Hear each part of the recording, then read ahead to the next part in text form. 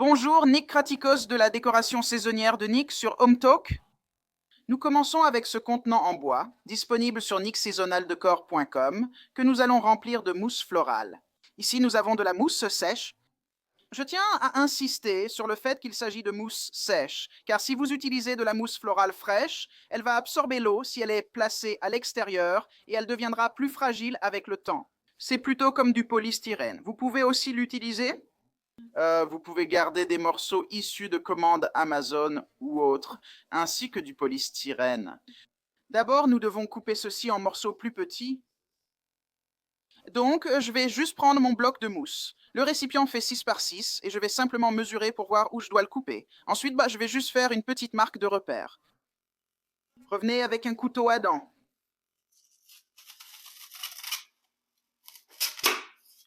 Et il suffit de le couper.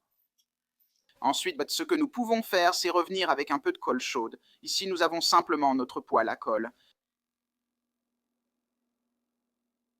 Et une tige de récupération. Appliquez simplement un peu de colle chaude sur le dessous. Honnêtement, il faut pas grand-chose pour ce projet. En gros, on est simplement en train de coller un arbre, mais ça fait quand même une bonne dose de colle chaude.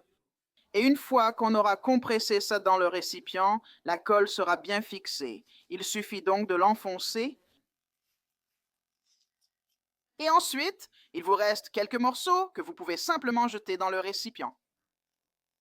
On peut aussi prendre une autre brique de mousse ou tester notre arbre. Donc cet arbre est aussi disponible sur notre site web et il est connu sous le nom de pic de cimetière.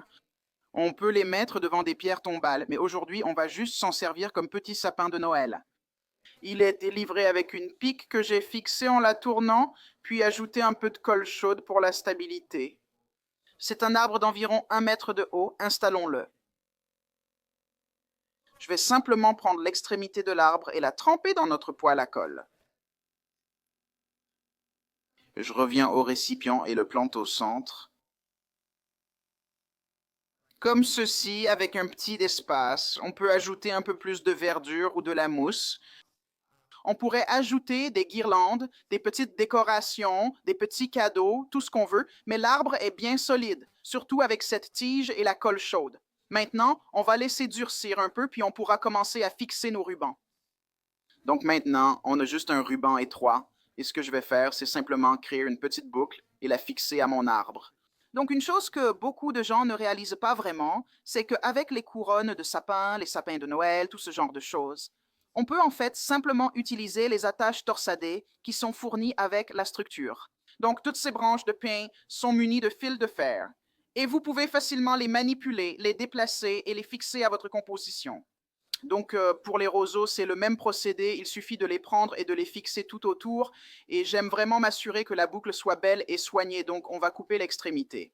C'est un ruban de 5/8 de pouce et nous en avons aussi sur notre site, mais celui-ci en particulier, je l'ai acheté il y a longtemps chez Walmart, assez étonnamment. Donc pensez à ces magasins où on n'irait pas forcément chercher du ruban, parfois on peut y trouver de jolis rubans. On va prendre notre prochain morceau et le placer de l'autre côté. Encore une fois, il suffit de prendre les attaches torsadées, de les enrouler, puis de revenir avec la boucle.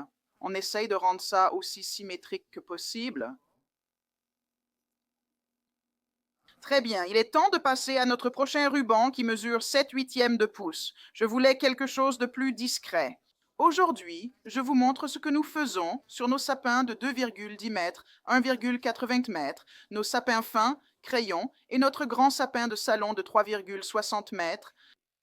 Si vous avez vu nos vidéos sur ma page, vous verrez que la technique est très similaire. Et c'est l'une de mes techniques préférées parce que ça rend toujours très bien et vous pouvez l'appliquer à n'importe quelle taille. Donc plus l'arbre est grand, plus le ruban peut être large. Vous pouvez utiliser un ruban de 3 cm pour la plupart des arbres. Et quand vous commencez à avoir des arbres plus grands ou plus larges, vous pouvez aussi utiliser des rubans de 6 cm ainsi que des rubans de 10 cm. Et si l'arbre est vraiment immense, je suis sûr que vous pourriez utiliser un ruban de 15 cm. Très bien, donc celui-ci est un peu plus bas, on va simplement continuer ce motif. Prenez notre morceau suivant. Placez-le ici.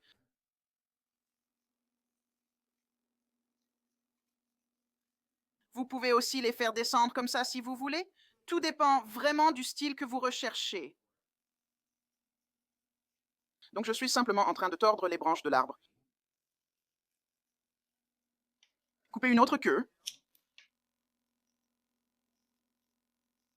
Donc maintenant, on a fini avec le ruban. Ce que je pensais qu'on allait utiliser, parce que je veux garder cet arbre assez classique, ce sont ces petites baies. Elles viennent aussi de notre site et on va simplement les diviser en morceaux plus petits. Ce que j'aime vraiment avec ces baies, c'est qu'elles ont un petit éclat, mais pas comme des paillettes, plutôt comme de la neige ou de la glace artificielle. C'est vraiment joli. On les découpe juste en petits morceaux et on peut les répartir partout, donc il suffit de les couper. Et si vous voulez les diviser encore plus, ben vous pouvez tout à fait, mais je pense que ces morceaux sont assez grands pour qu'on puisse les utiliser. Là, tout ce qu'on a à faire, c'est simplement les plier pour leur donner la forme voulue. Je veux que ceux-ci soient orientés vers le bas. Je ne veux pas qu'ils pointent vers le haut, parce que l'arbre descend. Dans votre poêle à colle. Il suffit de le piquer dans votre arbre. Donc encore une fois, il suffit de les plier vers le bas. Soulevez. Et ensuite insérez-les. Ensuite, il suffit de placer le reste là où une barrière semble utile. J'en mets un ici. Voilà. Très bien, maintenant nous avons ces petites décorations. Elles viennent de Walmart et elles seront de la taille parfaite pour cet arbre. Donc, on parle souvent de... Sur ma page, comme sur la page Home Talks, l'échelle est un concept très important quand il s'agit de décoration.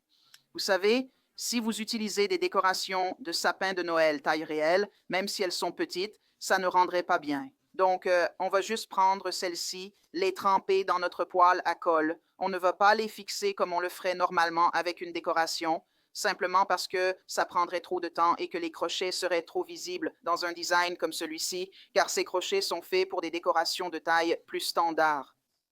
Donc, je vais juste prendre celles-ci et les coller à chaud de façon aléatoire un peu partout. On peut en prendre quelques-unes, les placer à la surface, d'autres vers l'intérieur, d'autres encore sur le ruban, pratiquement partout où l'on pense que c'est nécessaire. Notre dernière décoration va partout. Je la mets ici.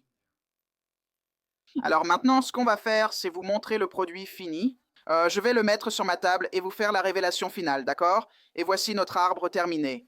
J'adore sa simplicité, j'aime le fait qu'on n'en ait pas trop fait. Comme je l'ai dit, vous pouvez remplir le contenant de mousse ou de plus de verdure. Mais on ne voit presque pas la mousse de toute façon. J'ai juste mis en scène les petits bonshommes de neige que j'ai trouvés et j'adore le résultat. J'aime beaucoup la combinaison rouge et or. C'est très traditionnel, très classique et tout le monde semble vraiment apprécier ça. Alors, n'oubliez pas d'ajouter un peu de ruban la prochaine fois que vous décorerez un arbre. Merci à tous d'avoir regardé. Ici Nick Criticus de la décoration saisonnière de Nick sur Home Talk. Au revoir.